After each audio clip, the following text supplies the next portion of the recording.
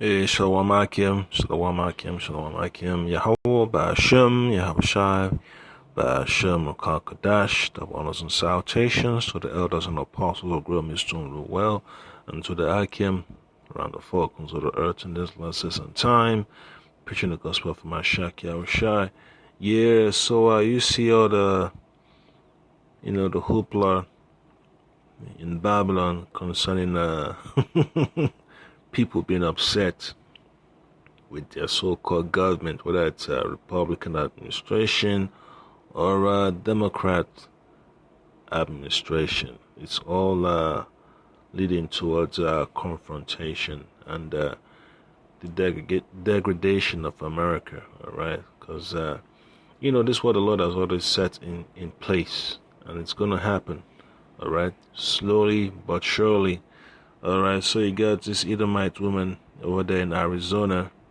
She's upset. And, she just has to express her feelings. And, the folks around the area, folks passing by, are not feeling it. Well, some feel it too. So that the media, you're always going to show that, the people are divided. Of course, the people are divided. That's what they want, so they could have more control. And I always remember the media, all these big mega corporations, these mega media corporations, they are just tools for the elites to control the minds of the people. All right, that's the whole premise, or let me say concept for government. All right, governing of the mind, control of the mind control. All right, so I'll get straight to the point. It's going to be from the book of 2nd Ezra, chapter 15. I'm going to read verse 16. All right, 2nd Ezra, chapter 15, verse 16. And it reads, it says, For there shall be sedition among men, and invading one another. They shall not regard their kings nor princes, and the course of their actions shall stand in their power. All right. So the so-called respect that they have for all these government officials going out the window. All right, because the people are already seeing the tyrannical motives of these shutdowns and all this legislation and all this mandates and all this brutal enforcement of the will of the elite upon the people, and the people are fed up, and they're gonna use whatever outlet they have to voice their concerns. All right, and some folks are gonna do it violently, while some folks are gonna take to social media and say what they got to say, while some folks will just fly a flag in their backyard. Put up bumper stickers on their vehicles or wherever they are, hold up placards down the streets or whatever, hold up traffic. So it's going to get ugly. And, that's a vibration the Lord has put up in Babylon. And, the elites are going to have a hard time, and they're going to sweat, for this agenda of their new world order. And, the people are seeing it, man. They see that the the anomalies when it comes to the so-called election and all the fraud they've been pushing. All right, and I'll play the clip and then you see what's going on. I think it crosses a big line. We can all be civil to each other. Don't need the vulgarity. No. Well, is it vulgarity or political free speech? We are talking about a flag flying high in a Phoenix neighborhood right now. It's stirring up quite a bit of controversy. Jason Berry spoke to concerned parents and the homeowner flying the flag and is live with what they all have to say about it. Jason? Well, we see political signs all the time, but they don't usually have an F-bomb on them. The one across the street does, and it's got people around here. Marlene Correa knows she can't protect her kids from everything, but the last thing she expected to see in her neighborhood was a big political flag with a big F-bomb flapping in the wind. I just think that everybody's entitled to their opinions, but to have something like that where kids walk by every day is just not I just don't think it's okay. Social media is buzzing about this F. Biden flag a homeowner put in their backyard that backs up to Bell Road near 56th Street in North Phoenix. In smaller print, it says, F you if you voted for him. A number of neighbors have expressed their disgust that foul language flag about our current president is not appropriate, especially with an elementary school a few blocks away. Do little kids have to see this language? But First Amendment attorney Dan Barr tells us there's not much anyone can do, since the homeowner is legally allowed to express her opinion. It might be vulgar, it might be offensive to people, but it is political speech nevertheless, and probably protected by the First Amendment. We caught up with a homeowner who put up the F. Biden flag. She asked us not to show her face or use her name because of concerns about her safety. The homeowner has no regrets about putting the sign up and no plans to take it down. Yes, it might be a little vulgar to some and offensive to some, but everybody's entitled to their opinion. If those kids can figure out what that sign said, then those kids have already heard that kind of language and vulgarity either from their homes, on TV, in movies, or in school. It's a sign. And that's a fact that she stated. So, I'm going to get some precepts, man, because, these people that see what's going on on the national stage, they see all the blunders in the so-called news media, in sports, in education, in the commercial sector. They understand that Babylon is basically falling apart, man. They see all the smoke screens and all that stuff, man. So they just let it rip, man. They tell you what it is they're upset about, and they just make fun of the so-called president, man, and call him all types of names, man, that his mind is nowhere to be found. It's all blunder after blunder. His speech is not as vibrant as they expect it to be. And then you understand, man, that, Babylon is becoming the laughing stock of the world, right? So the book of Sirach, chapter 25, verse 13 says, give me any plague but the plague of the heart, and any wickedness but the wickedness of a woman. So when the man of the Lord is in the low estate, man, he always contemplate, like, he's just tired of this nonsense, man, that, you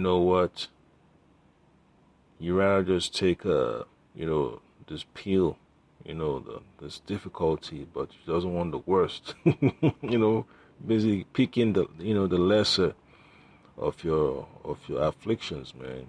You don't want your mind to slip, all right, into the abyss, and you don't want to be thinking like a woman, being emotionally attached to this world, all right. So Sirach chapter 25 verse 13 says, give me any plague but the plague of the heart, and any wickedness but the wickedness of a woman.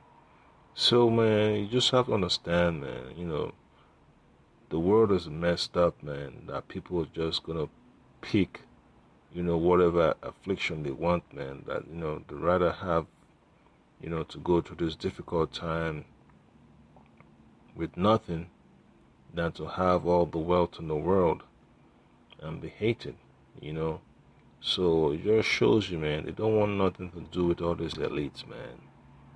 That's why they always want to live a quiet and peaceful life.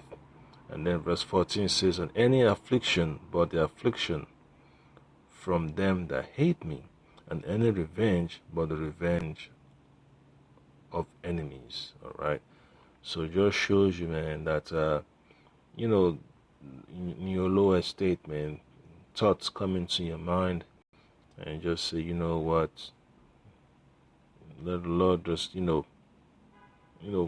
chastise me, but not with but not with the chastisement of people, or you've offended and all that stuff, man. It could be someone just honking at you, when you're driving, you know, folks just, making fun of you and all that stuff. But hey, the Most High has a different way of letting us cope with adversity, all right? So another precept I would like to get would be from Sirach chapter 30. I'm going to read from verse 14 to verse 17. It says, better is the poor being sound and strong of constitution than a rich man that is afflicted in the body. Yeah, so these people, man, you do see the drama, with the so-called president, man. They see all the blunders. They just upset that why the hell is someone like this in the position of power? And they start to put two and two together, and they just say, you know what, it's just a whole hoax, man. Whether it's of strong constitution, his mind is intact or not, he's still gonna be a puppet. Whether he's a president or vice president, a senator, or or a congressman, a governor or councilman, they're all puppets for the elites. So it don't matter. As long as you've got your mind right, that's all that counts, man. And then verse 15 says, health and good estate of body are above all gold, and a strong body above infinite wealth. So when your mind is in the right path, man, in the right, in the right frame, there's nothing you have to worry about, man. When you put your trust in the Lord, you don't have to worry about what the elites can do unto you, man. So that's why, you're able to withstand corruption all the way until the end.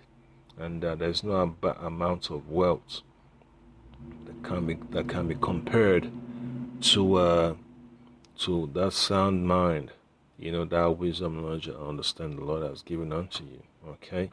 And then verse 16 says, there is no riches above a sound body, and no joy above the joy of the heart. And you hear in the world, money can't buy health, all right? So money is nothing compared to health. Health is wealth. Phrases like that, man, all right? And money can buy happiness, okay? So that's the reason why, you trust in the Lord, and you just pray that, the Most High keeps your mind intact, man. Because when you look at Babylon, look at the whole world, you just see that, man, the mind of the elites, man, is just not there, man. There's just so much confusion and chaos, all right? And then verse 17 says that death is better than a bitter life of continual sickness. Yeah. And that's what the Lord is going to bring upon the face of the earth, man. The Most High has to destroy the rulership of this elite, man, because the world is in continual sickness, and that sickness can no longer be tolerated by the Lord. And that's why the Lord Hamashiach Yahushua is on his way back to make amendments, right? To send scourges for amendments to make sure that he get his props back. And the Lord Yahweh is going to be pleased when the world is set back in its proper course. So the book of Job chapter 14 verse 5 says, seeing his days are determined, the number of his months are with thee. Thou hast appointed his bounds that it cannot pass. So all this chaos and the unease of the people is going to come to an end very soon, because the Lord has already put a time limit on when this madness on the face of the earth has to be crushed. And that's the point that the people are upset. So it's not just here in America, man. Over there in England, over there in Nigeria, even in Ghana, even in Mexico, Argentina, Spain, Portugal, Italy, Russia, China. You got folks that are upset with their so-called government, and they're going to do whatever they can, to express their mind.